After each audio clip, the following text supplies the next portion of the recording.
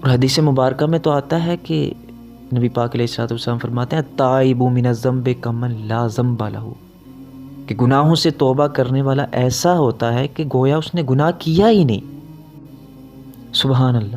تو کبھی بھی ہمیں اپنے رب کی بارگاہ سے مایوس نہیں ہونا چاہیے۔ جب بھی ہمیں یہ احساس ہو جائے نا، جب بھی ہمیں یہ توفیق مل جائے کہ ہم غلط تھے، تو اسی وقت اپنے رب کی بارگاہ میں پلٹ آؤ، اسی وقت اس کے آگے جھک جاؤ۔ یقین کریں گناہوں کا احساس ہو جانا یہ بھی بہت بڑی کامیابی ہے، یہ بھی اللہ تعالیٰ کی بہت بڑی رحمت ہے کہ ہمیں اپنے گناہوں کا احساس ہو جائے۔ اور اللہ تعالیٰ کو یہ اقرار کرنا، اپنے گناہوں کا اعتراف کرنا اتنا پسند ہے کہ قیامت تک کے لیے اپنی کتاب میں اسے لکھ دیا۔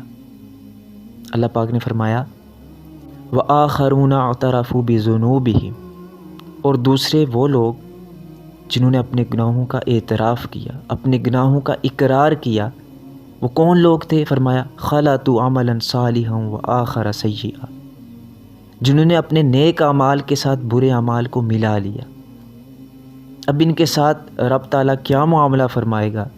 جنہوں نے گناہ تو کیا لیکن پھر اس کا احساس ان کو ہو گیا، وہ رب کی طرف پلٹ آئے، تو رب نے فرمایا عَسَى اللَّهُ أَن يَتُوبَ عَلَيْهِمْ، قریب ہے کہ اللہ ان کی توبہ قبول فرمائے، بے شک اللہ بخشنے والا، رحم فرمانے والا ہے۔ ان اللہ غفور الرحیم۔